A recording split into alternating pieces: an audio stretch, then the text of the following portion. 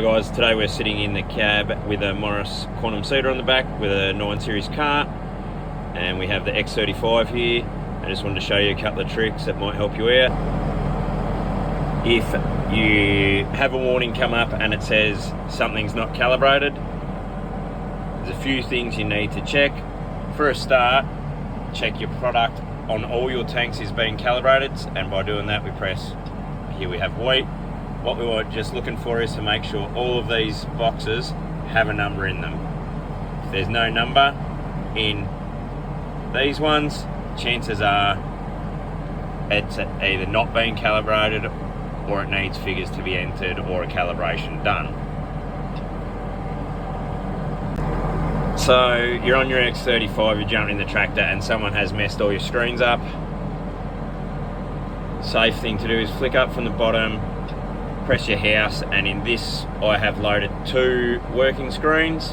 So this one takes you to the map, and we have our section control and our seater control. This is set up on lift and pack at the moment.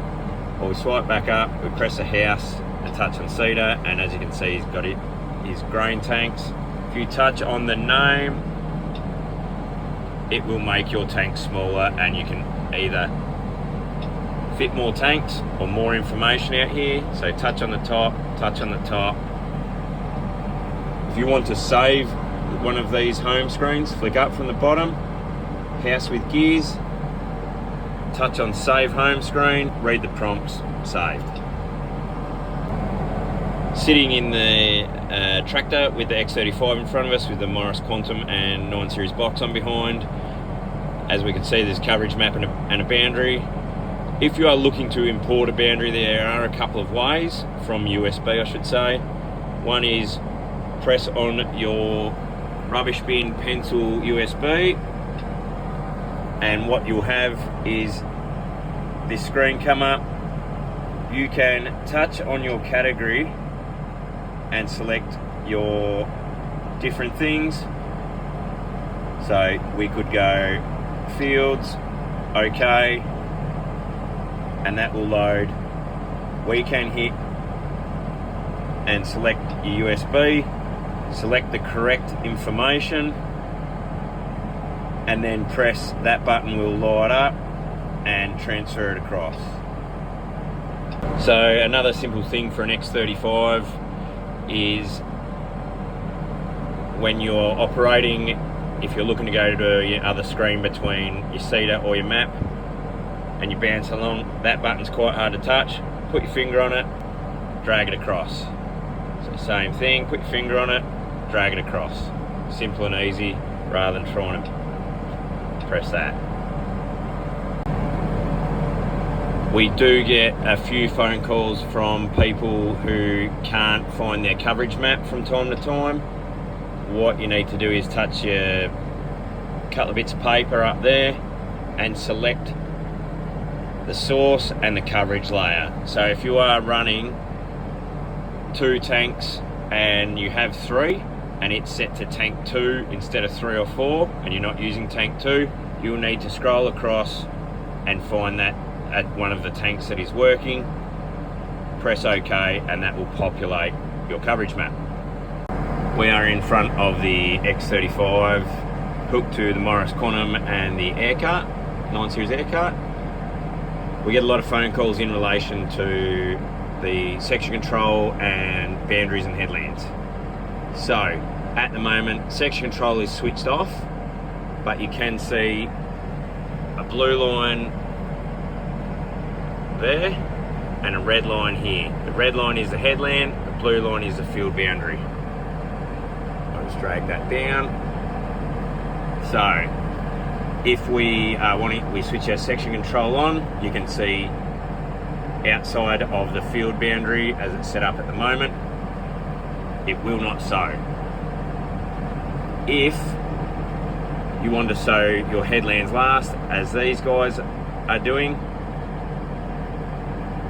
we'll have it set on headland, and it has blacked out everything to the headlands. This is set on 3 headland runs, which to set your headland run, a number of headlands run, 2 or 3, predominantly 3, press your field, go down to this one, and then you want to set your headland widths to whatever number you would like, and then have your headland switched on. Once I switch it off, everything is sewable.